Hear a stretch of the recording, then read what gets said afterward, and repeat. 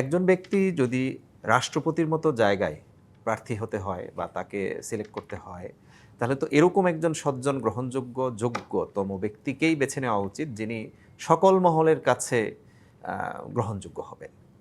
দেখুন যে doctor colonel অলি আহমদ বীর বিক্রম, তিনি রাজনীতিবিদদের কাছেও সমাদৃত, সিভিল সোসাইটির কাছে। যদি তার শিক্ষাগত যোগ্যতার দিকে তাকান, সেখানেও আপনি পাবেন যে অর্থাৎ শিক্ষাবিদদের কাছেও তিনি প্রিয় হবেন। মানে ওভারঅল তিনি কিন্তু সামগ্রিকভাবে, ইভেন তিনি একটা গুরুত্বপূর্ণ দিক হচ্ছে যে তিনি সামরিক কর্মকর্তা ছিলেন আর কি, এবং সামরিক কর্মকর্তা যাতা না, কিন্তু তিনি খুব উচ্চ পর্যায়ের একজন কর্মকর্তাও কিন্তু ছিলেন আর কি। হ্যাঁ, তার একটা বড় অবদান হচ্ছে, বা তার রাজনীতি আসার পিছনে যে মূল বিষয়টি, সেটি হচ্ছে যে তিনি মুক্তিযুদ্ধে অনন্য অবদান রেখেছেন এবং তিনি দীর্ঘদিন আবার বিএনপির রাজনীতির সাথে জড়িত ছিলেন। হ্যাঁ, এখানে আমি মনে করি না যে তার মুক্তিযোদ্ধা ইস্যু এখন জামাতের সাথে তিনি জোট করেছেন, জামাত বা জামাত জোট তাকে প্রার্থী করেছেন, এটি নিয়ে কোনো বিতর্কের সুযোগ নেই আর কি।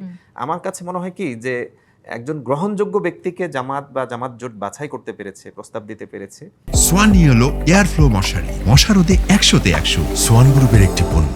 এটি খুবই গুরুত্বপূর্ণ। এই যে গ্রহণযোগ্য ব্যক্তির কথা বলছেন, বা আপনি বলছিলেন যে সামগ্রিক দিক বিবেচনায় আসলে আপনারা এই রাষ্ট্রপতি পদে নির্বাচনের জন্য একজনকে মনোনীত করেছেন, সেই জায়গাটাতে একটু জানতে চাই, যেটি বলছিলাম যে 35 বছর পর আসলে এই রাষ্ট্রপতি পদে ভোট হবে, এবং আপনারা আসলে 70 অনুচ্ছেদের যেই ধরনের সংশোধন চেয়েছিলেন, সেই সংশোধন না হয়ে এবারে কিন্তু পুরনো নিয়মে এই রাষ্ট্রপতি পদে ভোট হবে। সেটি নিয়ে আসলে জামায়াত ইসলামীর কোনো বক্তব্য আছে কিনা? মানে আপনারা বুঝতেই পারছেন যে আগামী নির্বাচনে কে রাষ্ট্রপতি হতে যাচ্ছেন, এটা একেবারে মানে খুবই সুস্পষ্ট। এরপরেও এই প্রার্থীর মনোনয়নটা আসলে নিছক মানে কি কারণে আসলে? দেখুন, এর মাঝখানে একটা চুটকি টাইপের একটু বলি, দুঃখজনক একটা চুটকি। সেটি হচ্ছে যে আজকে কয়েকটি পত্রিকায় নিউজ করেছে যে বিএনপির স্থায়ী কমিটিতে সিদ্ধান্ত হয়েছে রাষ্ট্রপতিকে, আগামী রাষ্ট্রপতিকে। মানে এটা কি পত্রিকার দুর্বলতা, নাকি নিউজ করা হয়েছে এরকম করে ইচ্ছাকৃতভাবে, অথবা চাপিয়ে দেওয়া হয়েছে, আমি জানি না। মানে এটা চাপাই দেওয়ার আসলে কিছু নাই, মানে এটা যে পদ্ধতি, সেই তাই বলে এটা আপনি বলবেন না, না কেন স্বাভাবিক। আপনি এটা বলবেন এরপরেও? তাহলে আপনার ইলেকশন কমিশনকে রাখার কি দরকার?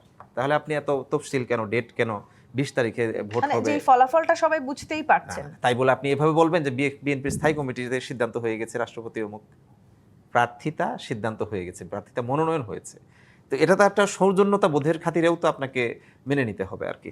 তা না হলে তো আপনি জায়গায় নাই আর কি। আর আপনি যেমনটি বলছিলেন আর কি যে 70 অনুচ্ছেদ, এটি আমি মনে করি যে বাংলাদেশে আমরা গণতান্ত্রিক যে ট্র্যাক, সেই ট্র্যাকে উঠতে পেরেছি, এটা একটা আমাদের অন্যতম জায়গা, বিশেষ করে 12 ফেব্রুয়ারি যে ভোটটি হয়েছে সেখানে আর কি।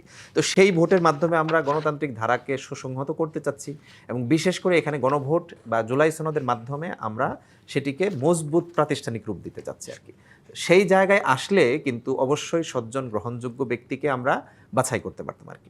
এখন এখানে আমরা প্রার্থী দিলাম কেন, আমরা প্রার্থী দিয়ে অপরাধ করলাম, আমরা প্রার্থী দিয়ে হেরে যাওয়ার নিশ্চিত হওয়ার পরেও কেন আমরা সেটাকে মেনে নিচ্ছি, এই টাইপের বিষয়গুলো তো অবাস্তব। আপনাকে খেয়াল করতে হবে যে গণতান্ত্রিক ধারাকে যদি আপনি সুসংহত করতে চান, আপনি জয় পরাজয়ের চেয়েও বিষয় হচ্ছে যে আপনি এখানে প্রতিদ্বন্দ্বিতা করছেন, আপনি এখানে একটা রাইট ট্র্যাকে আছেন আপনি আর কি। সেই জায়গাটা আমার কাছে দুঃখ লাগছে আর কি, যে অনেকেই, আমার বিশ্বাস যে ওনারা হয় না বুঝে অথবা ইচ্ছাকৃতভাবে করছেন কিনা আমি জানি না, এইটাকে কেন তারা প্রশ্নবিদ্ধ করতে চাচ্ছেন।